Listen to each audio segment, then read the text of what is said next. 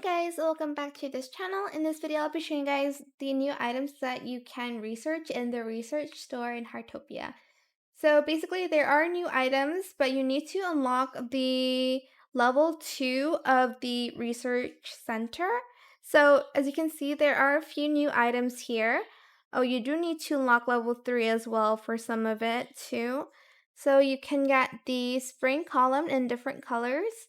We have the telescoping one, and we have like the normal one here.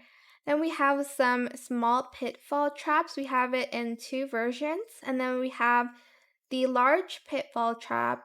Again, two versions on this one. So you need to be at least level 2 if you want the small ones. If you want the larger pitfall trap, you'll need to unlock level 3 to research the following items. And when you're done, again, you just buy it from this area. So that is pretty much it, really. I hope it was helpful for you guys.